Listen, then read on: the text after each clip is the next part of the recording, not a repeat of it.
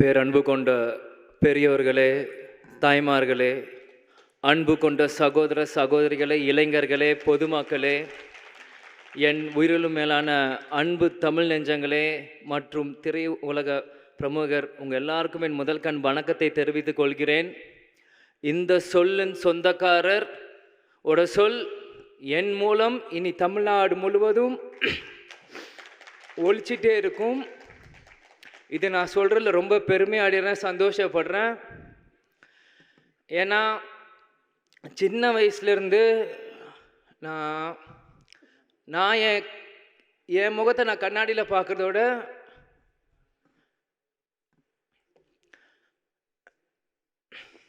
எங்கள் அப்பாவை தான் நான் நிறைய வாட்டி பார்த்துட்ருப்பேன்.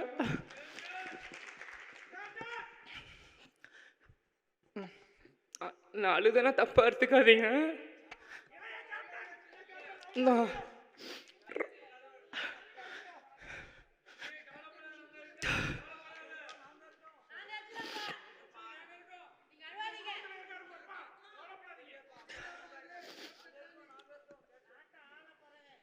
என்னால் அப்பானால ரொம்ப எமோஷனல் ஆயிடுவேன். என்னால் யாரும் தப்பாக எடுத்துக்காதீங்க. இல்லை இல்லை இல்லை அதெல்லாம் இல்லை. கேப்டன் எங்கேயும் போகல, இன்னைக்கு நம்மளோட தான் இருக்கார். நான் அப்பா இறந்ததுலேருந்து இந்த நாள் வரைக்கும் எந்த மீடியாலையும் நான் வந்து பேசினதில்லை, எதுவுமே யார்கிட்டையுமே நான் பேசலை. இதனோட ஃபஸ்ட் மீட் நான் வெளியே வந்து பேசினது. இது வரைக்கும் நான் எந்த நடிகர் சங்க ஃபங்க்ஷனுக்கு கூட நாங்கள் கலந்துருந்தில்லை, நானும் ஷமும். இதான் ஒரு ஃபஸ்ட் ஃபங்க்ஷன். அது இப்படி ஒரு ஃபங்க்ஷனாக வந்து கலந்துக்கிறோமான்னு உண்மையிலேயே மனசு ரொம்ப கஷ்டமாக இருக்குது. அதே மாதிரி இது ஃபஸ்ட்டு மீட்டிங், எங்கள் அப்பா இதெல்லாம் வந்து இங்கே பேசுகிறதும் எனக்கு உண்மையிலே அது எப்படி எனக்கு சொல்கிறதுன்னு தெரியல. நிச்சயம் இங்கேருந்து நீங்கள் நான் என்னென்னமோ பேசணும்னு நினச்சேன், ஆனால் எனக்கு இப்போ எதுவுமே மைண்டில் வர மாட்டேங்குது. நான் மனசில் பட்டு நான் பேசிடுறேன். ஏன்னா எங்கள் அப்பா வந்து எங்களுக்கு எல்லாருமே சின்ன வயசுலேருந்து கொடுத்து தான் எங்களை பழகியிருக்கார். அதே தான் நாங்கள் இன்றைக்குமே. அதனால அது என்றைக்குமே எங்கள் அம்மா வீடியோவில் சொன்ன மாதிரி தான். நிறைய பேர் சொல்கிறாங்க இன்னைக்கு கேப்டன் இல்லை, இன்னி எப்படி எங்களுக்கு யார் இருக்கா அப்படின்னு. யாரும் எதுக்கும் நினைக்காதீங்க. எங்கள் அப்பா உங்களுக்காக தான் எங்களையும் விட்டுட்டு போயிருக்கார். எங்கள் அப்பாவோட கனவு என்னவோ நிச்சயம் இங்கே எத்தனையோ இளைஞர்கள் இருக்கீங்க. உங்கள் ஒவ்வொரு இளைஞனோட கனவை அவங்கவுங்க அப்பாவோட கனவை நிறைவேற்றணும். எங்கள் அப்பாவோட கனவு என்னவோ அதை நிறைவேற்ற தான் நீங்கள் விஜயபிரபம் சண்முக படம் இங்கே இருக்கும். இதை நான் இங்கே ரொம்ப பெருமையோட இதை நான் சொல்லிக்கிறேன். ஏன் இது சொல்கிறேன்னா, ஒவ்வொரு நியூ இயர் அப்போவும் ஒவ்வொரு ரெசல்யூஷன்ஸ் எல்லாருமே எல்லார் வீட்லேயும் போடுவீங்க. இதே மாதிரி 2023 முடிகிறப்பையும் என் பிறந்த நாள் முன்னிட்டு அம்மாவுக்கு இந்த பதவியெல்லாம் கொடுக்குறப்போ நாங்களாம் நீ வீட்டில் தான் இருந்தோம். அப்பாவோட பேசுகிறப்பவும் சில விஷயங்கள் வந்து நாங்கள் ஷேர் பண்ணுவோம். அப்போது ஒவ்வொரு ரெசல்யூஷன் சொல்கிறப்போ நான் அப்பா கிட்ட பர்சனலாக சில ரெசல்யூஷன் சொன்னேன். அது மற்ற வருஷங்கள் இல்லாமல் அது எப்பயுமே இதுக்கு போய் இல்லாமல் இந்த வருஷம் சில விஷயம் எங்கள் அப்பாவுக்கு மட்டும்தான் தெரியும். அந்த ரெசல்யூஷனை நான் சொல்லியிருக்கேன். நிச்சயம் அந்த ரெசல்யூஷன் எல்லாம் இந்த 2024 எங்கள் அப்பாவுக்கு நான் சமர்ப்பிப்பேன்னு நான் சொல்லிக்கிறேன். அது என்னன்னு இப்போ உங்களுக்கு நான் சொல்லணும் இல்லை, காலம் அது உங்களுக்கு எல்லாருக்குமே பதில் சொல்லும். அந்த என்ன நாங்கள் விஷயம் நாங்கள் பேசியிருக்கோன்னு. கடந்த 10 வருஷமாக கேப்டன் வந்து உடல்நிலை சரியில்லாமல் எவ்வளவோ கஷ்டப்பட்டார். ஆனால் இந்த 10 வருஷமாக வேறு யாராக இருந்திருந்தாலுமே அவங்க இவ்வளோ தாங்கியிருப்பாங்களான்னு தெரில. நான் தான் ஒவ்வொரு மீட்டிங்லையும் சொன்னேன், குகைக்குள் இருந்தாலும் சிங்கம் சிங்கம் தான்னு. யாராக இருந்தாலும் இன்னைக்கு இந்த 71 வயசு வரைக்குமே அவர் கஷ்டப்பட்டு இருந்தார்னா அவரோட வில் பவர் மட்டும்தான்.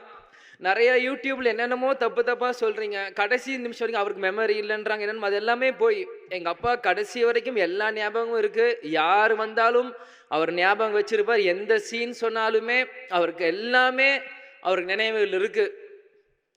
அவர் இறக்கிறதுக்கு 2 நாட்களுக்கு முன்னாடியும் அவர் வந்து எங்கள் வீட்டில் குமாரண்ண சோமண்ணன் வேலை பார்த்துட்டு இருப்பாங்க. அவர்கிட்ட கேட்டு யூடியூப்பில் அவர் நடித்த எல்லா படங்களோட பாட்டு போடுன்னு அவர் சொல்லி 25ஆம் தேதி எல்லா பாட்டுக்கும் அவரை கேட்டு ராசாத்தி ஒன்னையிலேருந்து அம்மன் கோயிலுக்கு எல்லா பாட்டுகளையும் அவர் கேட்டு அவர் ரசிச்சுட்டு இருந்தார்.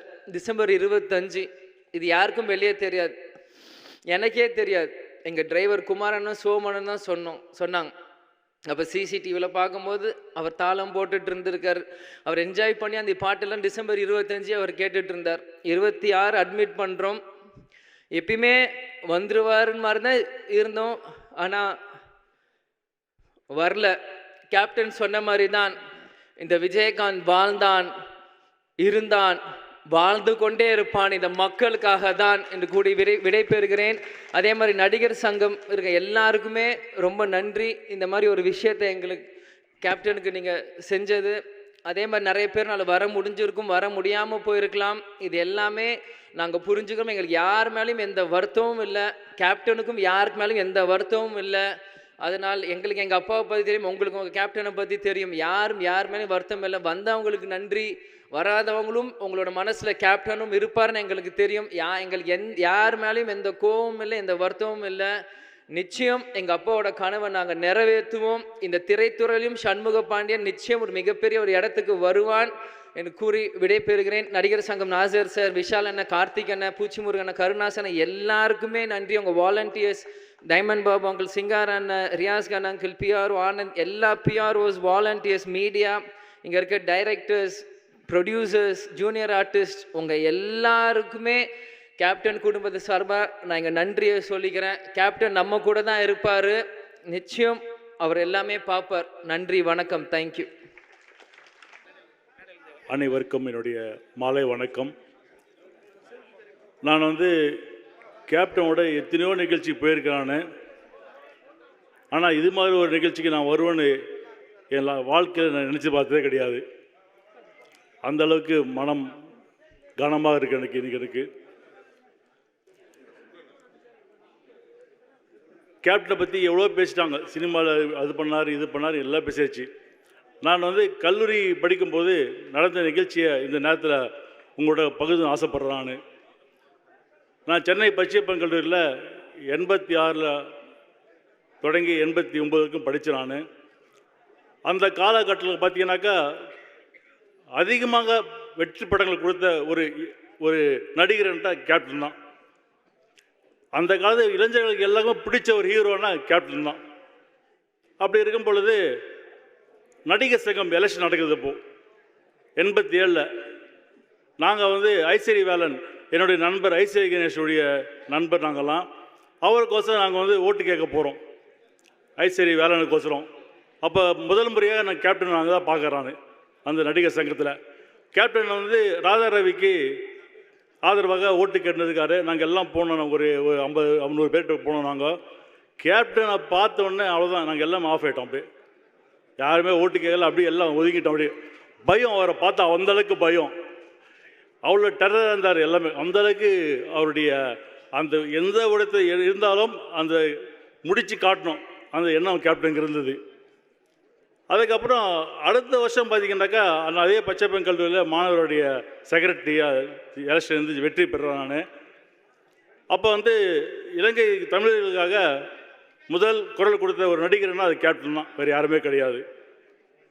டி நகரில் 88 நினைக்கிறது, 88 உண்ணாவிரத போராட்டம் கேப்டன் தலைமையில், பெரிய உண்ணாவிரதம்.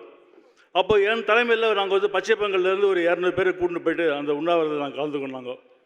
அது இந்த நேரத்தில் நான் ரொம்ப பெருமையாக நினைக்கிறான். ஏன்னா எந்த ஒரு நடிகரும் செய்யாத எங்கள் மாமா பண்ணியிருக்காரு, அது எனக்கு ரொம்ப பெருமை எனக்கு. அதுக்கப்புறம் அந்த காலேஜ் டே வந்தப்போ எல்லாமே பேண்ட் ஷர்ட் தான் போட்டுப்பாங்க. ஆனால் நம்ப மாட்டீங்க, அந்த வருஷம் எங்கள் காலேஜில் அனைவரும் வேஷ்டி தான் கட்டின்னு போனோம். அது யாரை பார்த்தோன்னா இவரை பார்த்து தான். எல்லாருமே அந்த காலேஜில் படித்தவங்க எல்லாருமே அந்த வருஷம் நாங்கள் வேஷ்டி காட்டினோம். நாங்கள் ஏன்னா தயாரிப்பள்ள ஆக்கியது கேப்டன் தான். ஒரு ரசிகனாக அவர் படங்களை பார்த்துருக்கேன். ஏன்னா அக்காவுடைய சகோதரியுடைய கணவனை மாமாவாக பார்த்துருக்கேன். நான் கிட்டத்தட்ட 9 படம் நான் தயாரிச்சிருக்கானு. அந்த படத்தில் கதை கேட்பார், அதோடு சரி. அதுக்கப்புறம் நாங்களும் சரி, டயட் சரி, ஃபுல்லாக நாங்கள் தான் பார்த்துக்கணும். அந்தளவுக்கு ஃப்ரீயாக விட்டுருவார் எங்களைய. எனக்கு தலைவர் அவர் தான். தலைவர், என்னோடய தலைவர் அவர் தான்.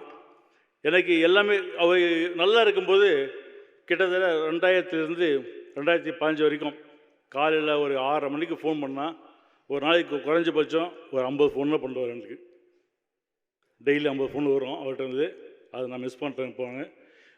என்னை பொறுத்துக்கு உணவே ஒன்று, அவர் எங்கே போகல, நம்ம கூட தான் இருக்கார்.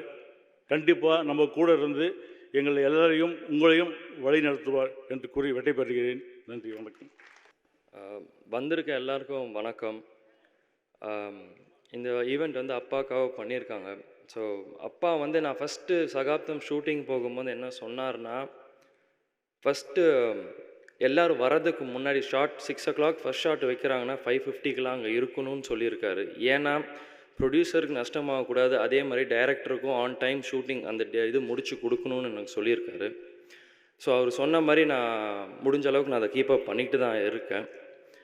அதே மாதிரி நாங்கள் சின்ன வயசுலேருந்து இருக்கும் போதே அப்பா வந்து எல்லாருக்கும் சாட்டர்டே சண்டே ஆனால் வீட்டில் வந்து பார்க்குற எல்லாருக்கும் ஃபுட்டு கொடுத்து எங்களை சின்ன வயசுலேருந்தே வளர்த்தாரு. ஸோ அதே தான் நாங்கள் இன்னும் மெயின்டைன் பண்ணிக்கிட்டு இருக்கோம். அதை இன்னமும் தொடர்ந்து செய்வோம்னு நாங்கள் ஆசைப்பட்றேன். அதே மாதிரி அவர் வாழ்ந்த வாழ்க்கை வந்து ஒரு சகாப்தம், ஒரு லெகசி. அது வந்து அன்றைக்கி ஊர்வலத்தில் வந்த எல்லா மக்களை பார்க்கும் போதே நம்மளுக்கு எல்லாருக்கும் அது தெரிஞ்சிருக்கும். அவர் வந்து சினிமாவில் மட்டும் ஹீரோ இல்லை, ரியல் லைஃப் ஹீரோ கூட.